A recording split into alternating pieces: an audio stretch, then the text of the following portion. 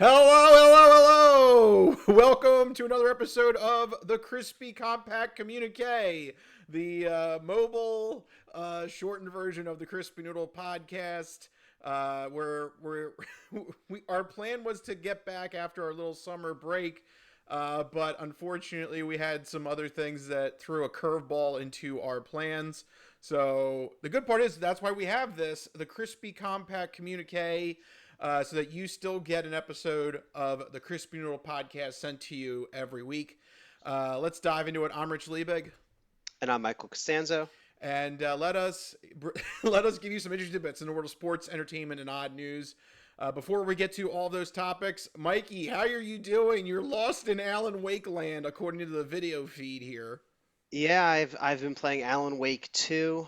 It is absolutely terrifying. It is weirdly tough for me so far. The combat is very resource scarce. Think of like The Last of Us, except cut your resources in half. Oh Um, wow. so yeah, I've been struggling trying to find ammo and batteries for my flashlight and staying alive. But it's a lot of fun. The story is fantastic. There's a lot of references to things in the Control universe. So you have the Federal Bureau of Control making an appearance very early on in the game, and I assume that the connections only deepen from there. So I've been really enjoying my brief time with it so far, and looking forward to diving further into it. So that's the second game, though. So Yes. the chronological order is the first Alan Wake, then Control, then Alan Wake 2. Right. From what I Okay. understand, you don't really need the first one to enjoy the second one. I didn't even bother looking up that much on the first one because they kind of do a good job of filling in the gaps and giving you a sort of background of the lore of what's happening as you get into the early stages. Oh, okay, very good. So there you go. Mikey is lost in that field. Uh, Yeah, this weird red field. I don't know what's yeah. happening. But before that, it was your Costanzo Caravan. I remember that. How was the Costanzo Caravan? Yeah, it was good. We always go down the shore with the whole family. Down the shore being a Philly term. We talked about that a few weeks ago. So yeah, we all go down. We get a big house together, and we just hang out in Ocean City. I think Ocean City, New Jersey, is one of the best vacation spots. Love the boardwalk. It's got nice beaches, and the weather wasn't too bad. It stayed breezy. It was like brutally hot for like 2 days, but the rest of the week kind of stayed in the low to mid 80s where we were. So it wasn't too bad, not too brutal. All right. Yeah, we had a good time, definitely. What have you been up to though recently? So we're gonna get into it in just a little bit, but I caught up on Acolyte. I've full blown Oh, just binge watched it. So we will get to that in the entertainment entree in just a bit. Other than that, I've been you'll be proud of me. I'm experimenting with the remote play app on the oh, okay, PlayStation, and I got one of the controls that attaches onto the phone, okay, so nice. I can full blown now just like if I wanted to, I can play PlayStation 5 anywhere in the house.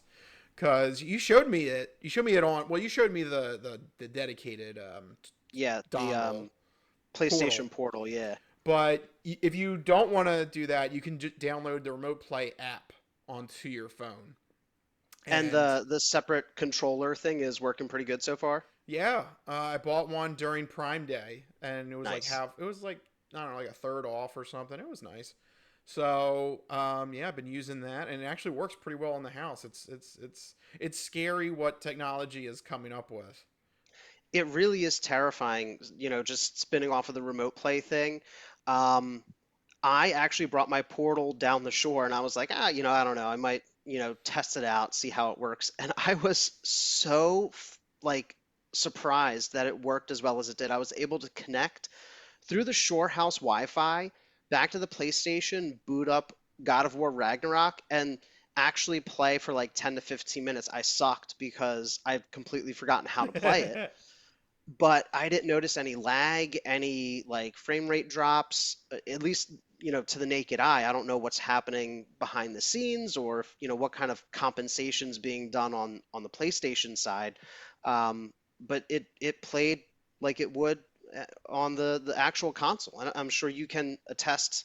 In the house on the remote play app, it's probably the same. Yeah, it works pretty well if you're on the same Wi-Fi network. So, yeah, crazy to think what technology is going to come down the line in the future. But you know what? I think when we start predicting the future, I think we need to recap the news so that we know what we're going to talk about in those future headlines. So let's jump into our first segment with the sports sampler. Um, First thing that happened. I do want to mention this. Mikey put this in the rundown, so very good. I did. I know. Yep, we had our last major championship in the golf world with the Open. For those that don't know, it's the British Open, but in golf terms, you're supposed to just say the Open. Yes, the fancy Brits think they own the Open. Yeah. And the winner was Xander Schauffele. He pulled off a second major this year. So if you guys have been keeping score, that means he is now the winner of the PGA Championship and now the Open Championship. Two majors under his belt in a year, in a single year. That's a great run. It's basically come down to him and Scheffler. Like they've had the best years ever. Although Scheffler had the driving incident, Yeah, he had a bit of off the green problems. but But I do yeah, notice that it's Scheffler and Schauffele. Is there some kind of weird thing going on here with their names being so similar? yeah, it does get confusing, especially when you're looking at the leaderboard as it's happening in real time. You're like, wait, which one is which? Which one is doing well? Which one is going up the chart? Which one's going down the chart? Yeah. So it is a little confusing. I wish one of them could change their name legally or They should. something. They should. But nevertheless, those are the two stars of the golf world right now, between Scheffler and Schauffele. But got to give it up to Schauffele because this was one of those tournaments where Shane Lowry got out to an early lead like Thursday and Friday, and then Saturday just bad weather hit and he fell apart. And then by the end of Saturday, it was like everybody was within one or two strokes of the leader. And Schauffele just played an incredible round on Sunday to clinch the victory. So it's just one of those moments. You saw that opportunity. You were in the running for most of the tournament, and then you just strike at the right time. It's just sometimes that's all sports is. It's just striking at that right time. I think Yeah. I think sometimes we say that about the Eagles too. Like they got hot right at the right time during that Super Bowl run. Like it's like sometimes the best person or best team doesn't win. You just need to have that kind of luck to hit that stride at the right moment. And I think Schauffele's doing it right now between victories at the PGA Championship and the Open Championship. Well done to him, and also well done to America. Because this is the first time in I think 40 years all of the calendar major winners all from the U.S. So take Oh, that, Europe. nice. You Yeah, don't stick it own to them. golf. We Yeah, we took golf back. Take that's that. right, because I guess they invented it and we stole it. Yeah, take that. We're bringing it back. So, very good year in terms of the Americans for golf as well. So Um, now this Schauffele, this is two majors that he's won, two away from the what do they call it? The Grand Slam. Grand Slam. He's got to win. Do He's you got to think win the Masters and the U.S. Open. do you think that's doable? Oh yeah. Yeah, I mean, because so first off, the Grand Slam traditionally doesn't have to be within a certain all time in one frame. year, Yeah, it right? just has to Yeah. be some point in your career. So he's got a lot of runway left. Oh yeah. I mean, he can. You But I know. imagine it's tough though, and not many golfers have accomplished it. Yeah. Yep. Definitely tough. Um, and I guess I don't know if this is something that helps you or if it's a hindrance, but with the Masters being the same course every year, I guess that's one of those things where if you don't like Augusta, then you're in trouble because you're not gonna. That's gonna be one you're never gonna collect then. Right. But on the flip side, because it's also the iconic course that gets played every year, maybe that gives you more time to study it, more time to analyze it, come up with different strategies, or Like, fine tune what your weakness on that course is. yeah, like hypothetically, he's got two of four right now. So next year, he just focuses in on the Masters specifically, trains up on it, and then you got three or four, Yeah, and you then the know? U.S. Open. Yeah. Yeah, I mean, look, and look, there are just sometimes too. There are some tournaments that aren't meant to be because the best example is Phil Mickelson. Phil Mickelson has won 3 out of the 4 majors, but the U.S. Open he can't win. I think he came in second place twice at the U.S. Open. It's like he's Really? so close to a career Grand Slam. It's like And just he's never done it. no, because he's never won the U.S. Open. He's always Oh, finished wow. second or worse, and he's finished second twice at the U.S. Open. That sucks. Like you're so close. Like if it was a rounding error, you would round him up to a Grand Slam champion. You know. So I don't know. Maybe we can do something for Phil, but and now he's 52, 53. He's probably not going to win. Probably not, So no. he's like, how, what's like? How close can we get to rounding up? Like this is like it's like a student that has a 3.999999 GPA. Right. It's not quite 4.0. Sorry. Yeah, what's he got to do to just, round it up for him? Just Well, give it to him. yeah, right. What's the extra credit he's got to do? Yeah, can we give him some extra credit? But there you go. Some golf talk there. But I know what Mikey wants to get to because it's time for football. The training camps are opening. We're hearing, some drama going on. So, Mikey, what do you want to talk about? I know you. I know you want. I know you're itching. Oh man, I know the NFL training camp season has begun, getting ready for the preseason in a few weeks to kick off. But there's been a lot of controversy with some big name players around the league. Um, as we're starting these training camps, a lot of these players who are looking for deals are starting to throw their weight around by holding out and requesting trades and so on and so forth. And some of the big names across the league, San Francisco 49ers wide receiver Brandon Ayuk has officially requested a trade from the team. They're not getting a deal done over there in San Fran. Rich, what do you think? Is this going to become a problem for them? Or is San Fran better Yes. off trading? Yes. Yes, Okay. the answer is I hate out of all the situations to list, this is the one I think is a big red flag because the 49ers don't have any they're not going to have any money. After this No. season, they have to pay Brock Purdy Yep. an insane amount of money. He's led them to Yep. a Super Bowl. It's quite established he's the franchise quarterback. The cheat code ends this year. Right. They've had the luxury of paying him like only like 900,000 or 1.1 million, like something ridiculous for a starting franchise quarterback because he's still on the Yeah. rookie contract. Yeah, and keep in mind that it's not a first rounder rookie Yeah.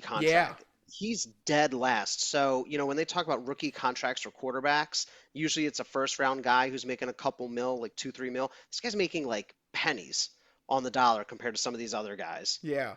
So unfortunately, the cheat code comes to an end. So they got to pay him. They're already paying Christian McCaffrey out the wazoo.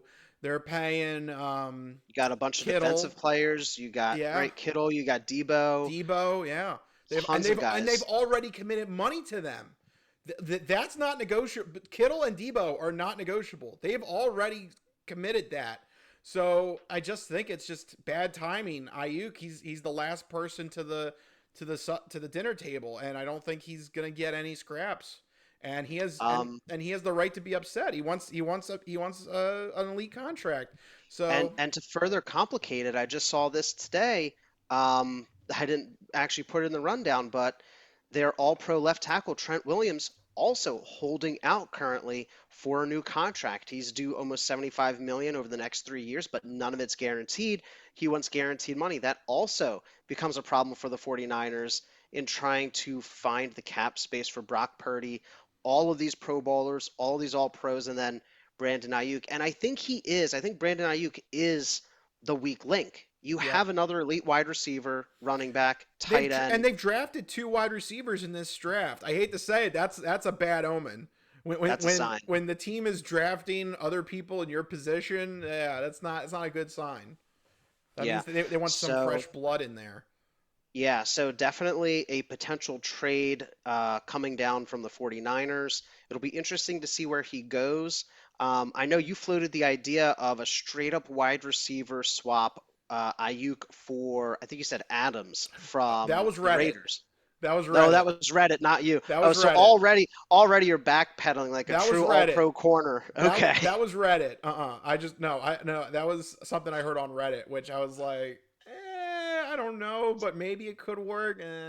I don't think the dollars work out. If you're going to No. trade for Devontae Adams, you might as well re-sign Ayuk, right? Like the money doesn't make sense there with that Well, swap. the idea would be, according to this Reddit theory, the idea would be that this would be just 1 year. Adams is in San Francisco 1 year, and then he goes to free agency because he's on the last year of a deal. Okay. Which Well, apparently with that, but apparently also too. By the way, that's another story. Apparently, Devonte Adams oh is yeah, pissed off with the Raiders. He might be forcing a trade, which that would be crazy. wide receivers and problems. Name a better duo, right? Yeah, yeah. Those divas. Yeah, but I mean, if you're gonna try to trade for Adams and his contract, you might as well just franchise Ayuk for the year and then ship him out. No, If you want to go that route. no. The trade that scares me and I think is a real possibility is Ayuk to Washington. I think that would be a Oh, great. That, Washington is a whole new organization now. They are not the Dan Snyder backwards head scratchers anymore. The yeah. Washington has been slowly under the radar, doing the right things that you're supposed to do as a team. I'm not going to say that they're the best, but they're better than what they were last season. They're And taking steps in the right direction yeah, compared to some other teams in the division yeah, who are just, I don't know, spinning in circles. yeah. Giants. Yeah, So Dallas. yeah. So I don't know. I could see that trade happening. But anything's possible. It depends. And we still got a month of training camp. We still got 3 preseason games. You never know if a wide Yep, receiver gets hurt. That's another thing too. Injuries could happen. Look at Teddy Bridgewater that 1 year, and then we traded Sam Bradford away. Like yeah. it's For a crazy amount at the time. Yeah, definitely. I yeah. mean, there's still a lot of time before the regular season starts. And it seems like there's definitely room for a trade or some kind of deal to get done here. Another disgruntled player that we're watching closely because of former ties to the Philadelphia Eagles, New York Jets' new star defensive end Hassan Reddick is officially holding out of training camp in order to try to get a new deal. What makes this so shocking is that it was well known and well reported coming out of Philadelphia. Reddick wants a new deal. He wants to be a top paid defensive end. So the Eagles were like, sorry, bud, you did a lot for us, but we can't foot the bill. We're going to trade you. The New York Jets are like, cool, we got this. And then nothing. I don't know how you make that deal without some kind of handshake negotiation that a contract will be worked out. Now, maybe they did and they just didn't get there, but it seems like there's been no movement on it. Um, I mean, how dumb are the Jets? I mean, that's the real question here. Very dumb. The answer is very dumb. This is the New York Football Jets. It's ridiculous. It's like buying a car, and the owner tells you flat out, "Oh, the rear axle's going to go. You might want to replace that." And then you drive the car, and you don't tend to it, and then the rear axle falls off, breaks, falls apart, and you're like, "Oh, I wonder what's wrong with the car."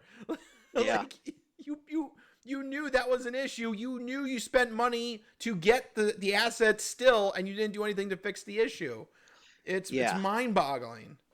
It's ridiculous because they had a good young talent in Bryce Huff, who we basically did a straight up trade for. Um, it's like either re-sign him or find the money for Reddick. But I, it almost seems like their plan was we're going to bring him in, we're going to force him to play for the year, and he's going to love it because it's the New York Jets and it's Aaron Rodgers. I feel Yeah, like was he gonna get wooed by Aaron Rodgers? I think they're trying to use that to convince guys to play for them for less. You saw that with all of Rodgers' wide receiver buddy signings, but I think Hassan Reddick knows that he's not one of Aaron Rodgers' buddies. He didn't come from Green Bay. That's not going to work on him. He wants to be paid like a top defensive end because he's been playing like a top defensive end. And the Jets completely misread the situation. I really do believe that they were just going to try to force him to play the year on his current deal. And Yeah. and I hope he continues to hold out. Yeah, go ahead. Yeah. Sink that organization. Hey, it doesn't bother us. He's not on our team anymore. Yep. But what is something about the Eagles here is we got, I don't know if this is confirmation or, but Eagles legend defensive end Brandon Graham did say to reporters that this is his last season and he's giving it everything he's got. He's giving it his all. I mean, we all sort of knew, but I think this kind of finally puts into words what a lot of people had assumed that this is going to be his swan song season. Rich, how does it feel now? He's kind of one of the last pieces of that core Super Bowl team hanging on. I mean, it's him and Lane Johnson, really. And Lane Johnson isn't a spring chick. I mean, he could be gone in the next 2 to 3 years, depending on how he wants his career to end. But just thoughts and memories of Brandon Graham. What do you think? Yeah, unfortunately, the realistic math here is that the Super Bowl team was 7 years ago. I mean, Yeah, usually players don't stay with the team that long. yeah, So unfortunately, yeah, it's just basic math that he's getting older and he's probably not contributing to the same level that he used to be. But I like this still kind of, I don't want to say part time, but like secondary role. Like yeah, he's not the he doesn't have to make 5 sacks a game or something. Like he no. comes in when he's ready and he's ready to take charge at 100%. I like this kind of um I don't know, kind of sidekick role that he has with the defensive line. I mean, part-time is a good way to put it because what you get here is you get a veteran presence, a team leader, somebody who is not going to be an every down defensive lineman. He's going to come in situational football. You're looking at like 20 to 30% of snaps instead of like 60 to 70%. And that's all we need out of a guy like Brandon Graham because he has so much knowledge, so much ability accumulated from his years in the league that he only needs a couple of plays a game to really make a difference. I'm hoping that he continues to play at that level this year in his limited snaps. He did last year, so personally, hopes are high for me. It's going to be great seeing him, finish out his career in one city. You so rarely see that, Yeah, that's another and thing. Yeah. especially 15 years. It's not like, oh, in one city in 7 or 8 years, and retire early. No, this is 15 years. You know, a large portion of our football life here in Philadelphia has been watching Brandon Graham the past 15 years. I got my jersey, so I'm ready for his retirement and his Eagles Hall of Fame enshrinement. I don't know if he's Hall of Fame good, but definitely Eagles Hall of Fame. I think he's second all time in sacks or third. He's pretty Yeah, up in there. Eagles Hall of Fame he's in. Oh yeah. The NFL Hall of Fame, yeah, probably not. No, he's But he's Hall of Very Good, if anything. Which yeah. is fine, because for the Eagles, he's been phenomenal, and I think he's going to go down as one of those all-time legends. He came in, people labeled him a bust. He sucked the first couple of years, didn't do much, and then he just stayed at it. He kept playing, and I don't think he ever really got the league-wide recognition that he deserved for the way that he was able to get after the quarterback, stop the run, basically do everything from his position. Not until he got that strip sack. Yeah, and then oh yeah, and then he got the recognition, Yeah. much deserved at that point. Yeah. But yeah, Brandon Graham saying that this is officially his final season. So sad news, but also kind of happy news at the same time that we got to see such a legend play here. Yeah. Um Okay, so with all that in mind, we do have a couple minutes left here in the Sports Sampler. I just want to circle back to Devonte Adams because that's another interesting piece of this preseason puzzle. Um, do you think that he could be on the market? Do you think? And how about Aaron Rodgers dropping that hint casually that he said, "Oh, I would love to play with him again." Like, whoa, Yeah. is there something cooking behind the scenes between the Raiders and the Jets? Well, it's clear that Aaron Rodgers is the coach, GM, and quarterback of the Jets, so he could do anything he wants to do. I don't know if it's in his power to go and get Devontae Adams. Off the top of my head, I don't know what his contract looks like, but I mean, I guess anything is possible. I don't think he's particularly enjoyed his time with the Raiders. No, Um, that it, being it's said, gone th- south fast. yeah, but I think they do have some new blood in there in terms of the head coach, right? So could that potentially change things? It's hard to say. They're in a Well, they're in a really tough division. Mike, how would you feel about getting passes thrown from Minshew mania? And he's the Uh, starter, everybody loves Gardner but he's the Minshew around starter. here, so He's the yeah, no, QB1. they need They missed if out I on the were draft. I yeah, think they they did. were I think they were hoping one of those quarterbacks were going to fall to them, and they didn't. Yeah, if I were Devontae Adams, I would definitely want somebody better under center throwing to me. Um, yeah, I mean, he's Devontae Adams has still been putting up numbers, but it's not, it doesn't mean anything to just put up numbers and not have, the wins and the success alongside it. So, I mean, it's hard to say whether or not he could be moved. But anything is possible. We have a lot of time before the regular season still. Um, there's disgruntled players elsewhere. There could be plenty of deals to be made around the league. I'm just trying to think of like who might be in play for a wide receiver. You mentioned the Commanders being a potential landing spot. Um, it's going to sound weird, but Dallas doesn't want to sign any of their players. Maybe they bring in a random guy to replace CeeDee Lamb. I don't know. Um, but yeah, I think there's definitely landing spots out there for a person of Devonte Adams' skill, Yeah, as well as Brandon Ayuk. you are right with the wide receiver. Yeah, it's all wide receivers that's causing the drama between Ayuk, CeeDee Lamb, and Devonte Adams. Yeah. So I don't know, some kind of weird three-way switcheroo maybe Yeah, right. between these teams. I don't know. There's usually not three-way trades in the NFL, but I don't know. No. Maybe there needs to be some sort of mega trade that needs to happen to get everybody synced up or something. Yes. I mean, something's got to give there. In terms of like teams who are ready to compete, none of them spring to mind that have an immediate need at wide receiver. So it might be tough to move these guys. They might not get the deal that they're looking for if they do get moved. So I think that the drama will continue well into the regular season. All right. Well, there we go. That is our sports talk for right now here in the Sports Sampler.